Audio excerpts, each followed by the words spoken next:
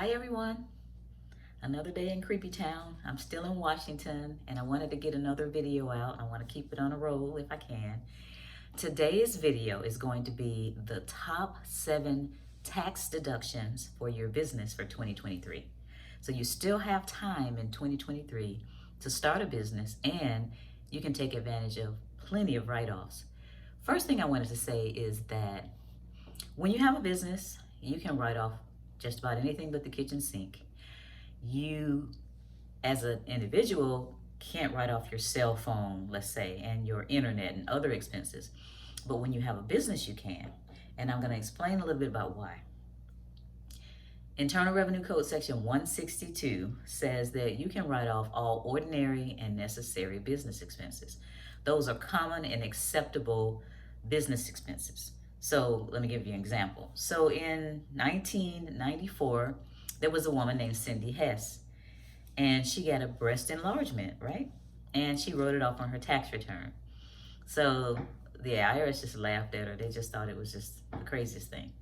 And so she fought for her deduction. She went to tax court actually, and she won her case. Why did Cindy Hess win?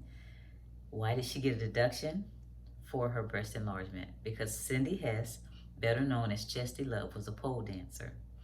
And she felt like it was enhancing her, and she was getting older and the younger girls were coming in, so she needed that. That was an ordinary and necessary business expense for Cindy Hess. So if she can write off her breast enlargement, you shouldn't be scared to write off any of your tax deductions for your business. Now that we have that over with, let's talk about my 7 top business deductions for your 2023 tax return. Number 1, what I have down here is equipment. Under Internal Revenue Code Section 172, you can take depreciation on most equipment in 1 year. Usually you have to depreciate equipment over like 5 years, some things 15 years, depending on how large the equipment is. But under 179, if I said 172, I'm sorry. Under 179, you can write off, let's say, your computer, your printers, your copiers. If you're a content creator, you can write off your microphone, your lighting, all these things that you need to be a content creator. So buy these things this year. When you start your business, you buy these things and you get a write-off for these things this year. The next thing I have down here is mileage. So the standard mileage rate changes every year. This year, last year actually, it changed twice. So this year it's 65.5 cents for every mile that you drive. You get to write off 65.5 cents if it's a business mile. So if you drive strategically, in other words, before you leave the house, you make sure that you have your trip routed out and make sure that it's a business trip so you can write off the miles. Think about it. Every 2 miles you drive, you write off $1 if you do this correctly. So let me see what else I had about that. Oh, hold on a second. So how do you keep track of these miles? You write them down. You have to. You can't be lazy, because if you get audited, they're going to take all your miles away if you didn't keep up with them. Some people use an old check register. You write down where you started, where you ended up, how many miles there were. I use my calendar. I love these monthly calendar. The monthly calendar, you open it up, and this is what my calendar looks like. This is crazy, you guys. I'm still old school. I do not use the computer for that. I write all that down. So in my calendar, on a day that I went somewhere to see a client or do something business-wise, I actually write down the mileage, I circle it, and I put highlighter on it so that I can keep up with the mileage. The next thing that I have is business meals. So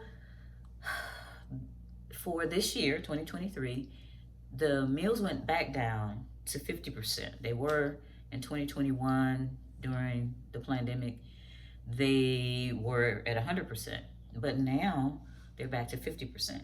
So you can, that's still better than nothing. So when you take someone out to eat, or you have a business meal otherwise at a restaurant, you can write off 50% of it. What you need to do, now I told you guys before about the copies of receipts and how they use this funky paper that just kind of disappears after a while. So, what I do, and I tell my clients to do, is to make a copy of all your receipts so that you'll have a hard copy of it.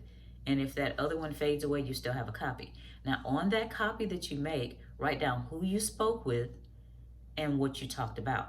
So if I took John Doe out to dinner to talk to him about starting a new home based business, I'll write that down. This is what we talked about. And that's your justification for your meal in case of audit. So make sure you do that. I love the meals. You just go out, talk to people about business, and then you get to write off 50% of it. Wish it was 100, but we take what we can get right now.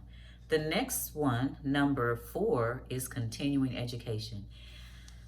Things are changing so fast now. Tech is changing, laws are changing, policies are changing. Continuing education is an ordinary and necessary business expense. You don't want to be behind the times. You don't want to be quoting a law that's changed. For example, I could have gotten on here and said, "Oh, business meals are deductible at 100%." That's old now. I had to do the research to make sure that it has what it is. So it was 100%. I went back in, I made sure, okay, it's not 100% anymore, it's 50%. I don't want to give you old information. Continuing education, going to classes, finding out the new tech, finding out new rules, whatever your business is, there are meetings all over the place that you can go to, or even online that you can pay for, to make sure that you keep up with your business skills and keep up with the things that are relevant to your business. So continuing education is a really good one. And it can get expensive. Make sure that you keep up with your receipts on that. Now, let's go to number 4. I'm sorry. Number 4 was continuing education. Number 5 is contract labor. So those of us that have businesses, we can't do it all. They say no man is an island, no woman is an island. I need help. Everything's not my wheelhouse. YouTube is in my wheelhouse. Advertising is in my wheelhouse. Coming up with, nice words to say and making sure people are engaged. I hire people to do these things. Even when I'm down in a client's business stuff, I might need some Excel spreadsheets. I hire somebody to do that. I have a math teacher that helps me with those things. So contract labor is one of my favorite deductions because you get these people to help you. And as I said yesterday, you don't have to keep paying them. You just hire them to do a job, and then you pay them. And then you hire them the next time you need them again. So contract labor, it helps me so much to know that I have people around me that can help me achieve my goals and grow my business. So number 6. Number 6 is travel, and that's an interesting one. It's a controversial one because a lot of times people are mixing their pleasure with their business, and you can do that. Just making sure that most of it's business travel. When you go to places like Florida, or if you go out of the country and you try to claim that for business, the Internal Revenue Service doesn't like that. You have to have your proof. For example, I had a client once that was in the travel business, and she was a travel agent, and she worked for a small travel company that may have been a little bit on the multi-level marketing side. And she went to conferences and she got audited, and the IRS took her deductions away. And when she hired me to help her, I said, no, you have your deductions. She had her agenda, she had her registration, she had all these things. So we compiled all her information, and they had to give her deduction back.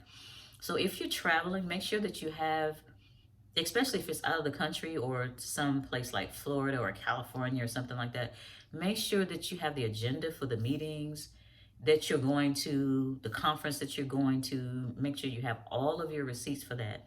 Now, if you're taking your family, that's when it gets a little tricky. Unless your family works for you. So let's say if you take a spouse and the spouse works for you, they're actually on the payroll, then their meals and everything are deductible. If you're taking your family and making part of this a vacation or some fun time, there's a restriction that you have. For example, if you were going by yourself, you would be in a regular hotel room like I am right now. If you're taking a family, you would probably be in a suite. You can't take the whole suite. You can't deduct the whole suite. You would only deduct the portion that you would have paid if you were by yourself in a hotel room. For example, if the hotel room is $200 a night, but the suite is $350, you're only writing off $200 a night.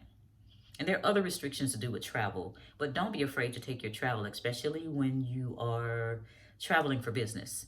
There's something called education and travel, where you go to some kind of a convention, and it may be in a resort. I went to one. It was in Montego Bay, Jamaica. We had classes from 9 o'clock to like 12 or 1 o'clock, and then we went to lunch, and then we partied, and it was tax deductible. So because that whole conference was there for business.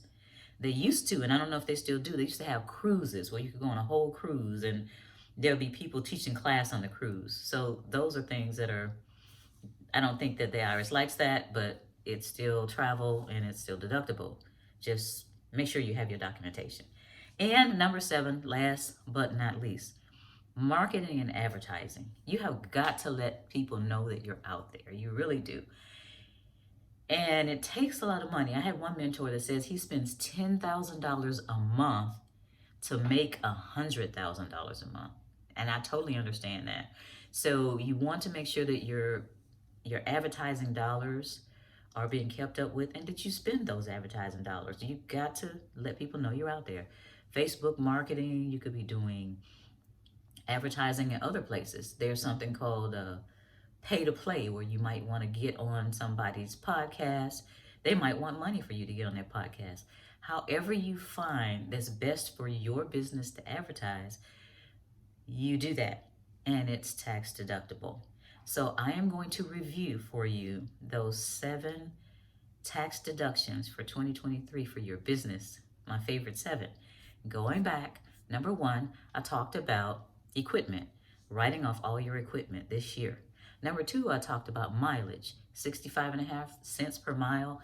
Make sure you structure your miles so that when you're going somewhere, you can justify it being business miles.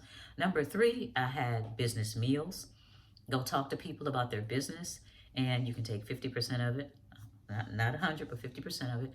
Number 4, continuing education, making sure you're keeping up with the times, making sure you're keeping up with the tech and all the things that go with your business that change so rapidly these days. Number 5, contract labor, the help that you need to carry out your business. You know, if you're not an expert in YouTube, if you're not an expert in accounting, those people that help you do these things, those are the ones you pay. That's your contract labor. Number 6 is travel. Even fun travel, you can wrap fun into your business travel and it can still be a tax deduction. And number 7, I talked about marketing and advertising. So these are the 7. If you would like, this is the beginning of September. If you would like to start or grow your home-based business this year, I'm taking on 10 people between now and Labor Day. The first 10 people that want to get help starting and growing a home-based business, figuring out who you want to serve, figuring out what kind of business you want to set up, need to set up, where you need to set it up, what you can't write off, all of these things. If you want to be one of those people that I bring in and help start their business, go to connect@sherryappealjackson.com and let me know, and I will give you information on how you can be one of those 10 people, because 10 people are going to be ones that have a thriving business. First of all, we're going to get it up and running by the end of the year, and by 2024, they're going to have a thriving business. So until next time, I think I'll go ahead and go to bed, get ready for tomorrow. Have a great evening, and I'll talk to you later.